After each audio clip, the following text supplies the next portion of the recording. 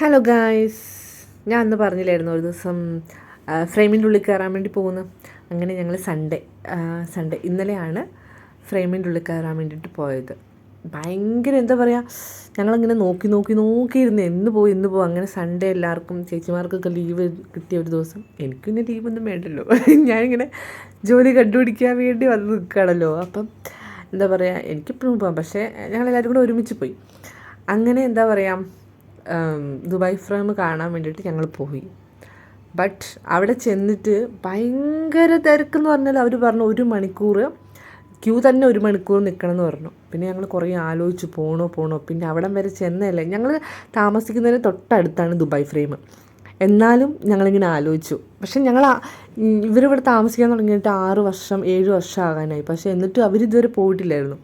അപ്പോൾ പിന്നെ ഞങ്ങൾ പോയി. പിന്നെ എന്തായാലും കയറാമെന്ന് വിചാരിച്ച് ഞങ്ങൾ പോയി. ടിക്കറ്റൊക്കെ എടുത്ത് ഞങ്ങൾ പോയി.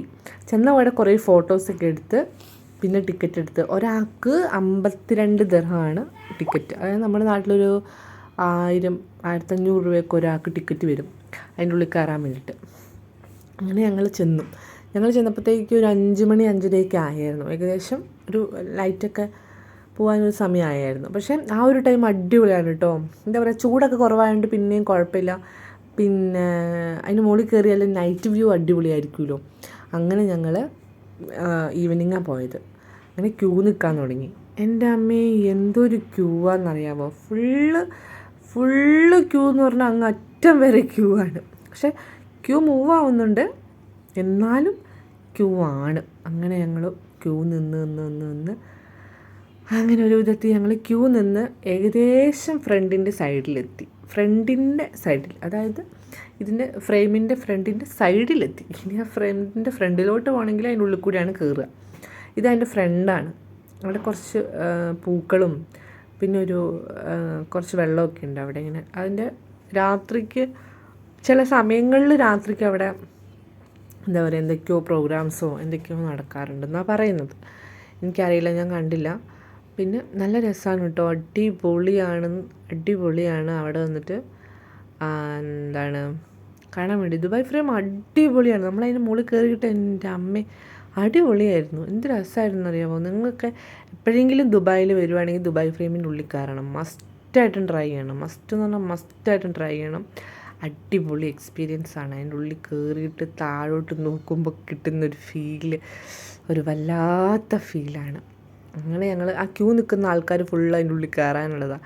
അങ്ങനെ ക്യൂ നിന്ന് അതിൻ്റെ ഉള്ളിൽ കയറണം. ഇതാണ് ദുബായ് ഫ്രെയിം. നമ്മളതിൻ്റെ ഏറ്റവും മുകളിലെത്തണം. ലിഫ്റ്റ് വഴിയാണ് മുകളിലോട്ട് പോവുക. അങ്ങനെ ഞങ്ങൾ ക്യൂ നിൽക്കുകയാണ്.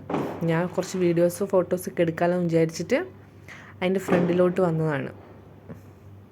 ക്യൂ എന്നൊക്കെ പറഞ്ഞാൽ നല്ല ക്യൂ ആണ്. പിന്നെ ഞങ്ങൾ ക്യൂ നിന്ന് അതിൻ്റെ ഫ്രണ്ടിൽ കയറാനായപ്പോഴത്തേക്കും ഏകദേശം ഈ ഒരു ടൈമായി. ഒരു 6 മണി 6:30 ആയി. കണ്ടോ, അതിൻ്റെ മുകളിലൊക്കെ നല്ല ലൈറ്റില്ലേ. അവിടെ എത്തണം നമ്മൾ.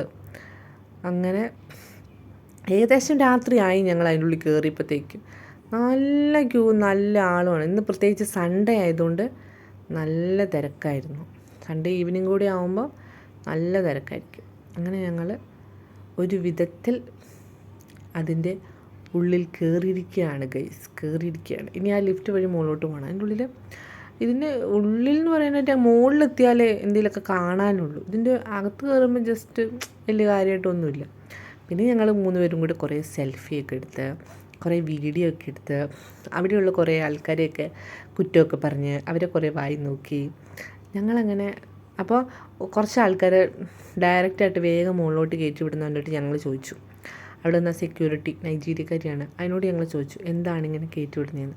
അപ്പോൾ ഇയാൾ പറഞ്ഞു അതെന്തോ VIP ആണ്, അതുകൊണ്ടാണ് ഇവരിങ്ങനെ കയറ്റി വിടുന്നതെന്ന്. കണ്ടോ, അവർ കയറി പോകുന്നുണ്ടോ, അവർക്ക് ക്യൂ ഇല്ല, ഒന്നുമില്ല. അവർ ഡയറക്റ്റായിട്ടും കയറ്റി വിടുകയാണ്.